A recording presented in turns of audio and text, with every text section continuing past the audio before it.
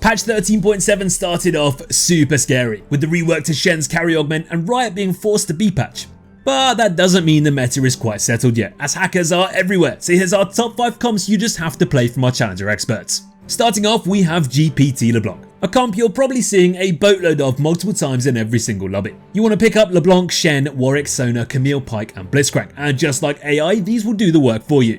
As a slow roll comp, you want to save up gold and then start rolling at level 7 to get that LeBlanc to 3 stars. Speaking of LeBlanc, she's by far your most important unit, and you want to make sure you're placing her on the hacker hex. For items, give her Archangel's Staff and Jeweled Gauntlet to make her one-shot enemy carries really quickly. For a third item, you can go for some sustain in Edge of Night. Shen is the other 3-cost hacker that's your more traditional frontliner. He can be of huge help as it often shield LeBlanc while she's in the middle of the action. And all you want to do is make sure you get him nice and tanky with items like Bramble Vest, Dragon's Claw and Sunfire Cape.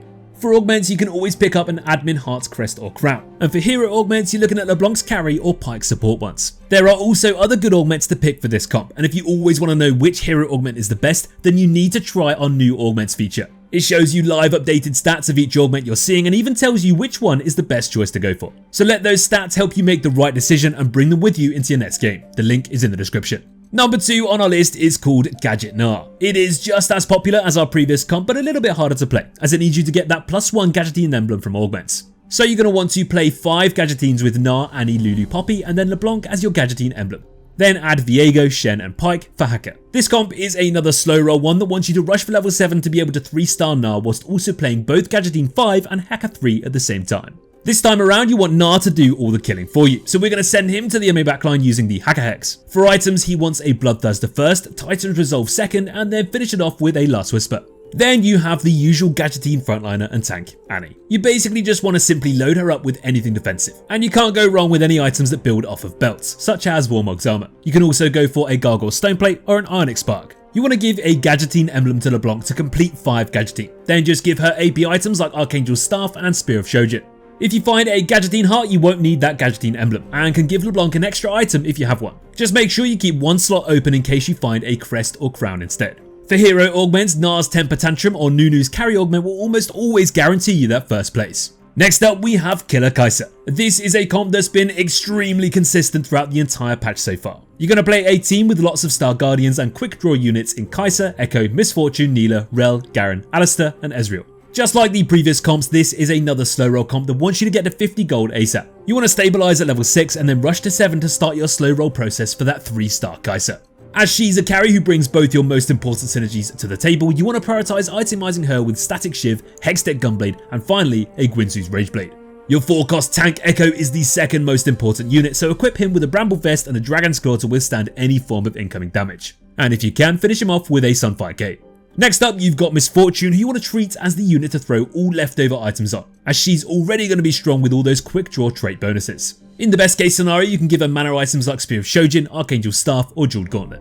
When it comes to augments, any quick draw hearts or crown will make it a ton easier to get that 4 trait bonus online. And for heroes, prioritize Kaisers or Rels. Comp number 4 on our list is called Ezrealities, and it feels like a comp from an alternate reality this patch, as it's the only one that doesn't follow the slow roll strategy.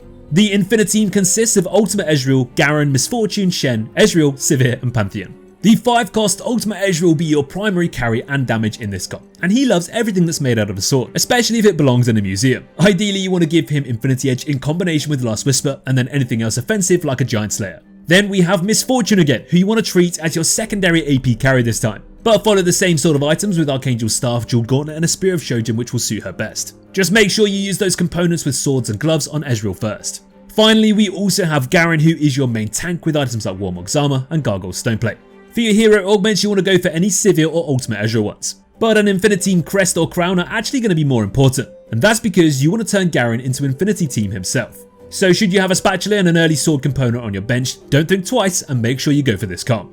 The final comp we have for you today is fairly similar to Killer Kaiser, but with a different quick draw carry focus. Quick Gate Lucian is probably the easiest slow roll comp to play at the moment, as it wants you to play mainly low cost carries like Lucian, funnily enough, Blitzcrank and Sylas alongside Misfortune, Kaiser, Camille and Ezreal. Your carries are 1 cost, so you want to stay at level 5 throughout your entire early and mid game and only level up to 6 and 7 once you hit Lucian and at least Blitzcrank or Sylas 3-star. For itemization, Lucian is your main AP carry that can blast down enemy units with just 1 ultimate cast. So give him a blue buff to make him ult as often as possible, followed by Jeweled Gauntlet and Hextech Gunblade. Your main tanks and frontliners are Blitzcrank and Sylas. Sunfire Cape, Gargoyle, Stoneplate and Warmog's Armor are all solid choices. But it really doesn't matter too much who you throw your defensive items on first. We'd advise trying to equip the items onto the unit that's less contested first, or the one that you manage to find more copies of. Augments in this comp are super important, and hero augments especially so. Your team will be the strongest if you can get your hands on Lucian's or Blitzcrank support augments. Aside from that, always try to go for augments that will help you 3-star your carries twice as fast with something like Trade Sector. That's going to wrap up our top 5 comps you have to play from our Challenger experts. If you have found this video helpful, make sure to subscribe to our channel and let's continue climbing together in set 8.5. Good luck.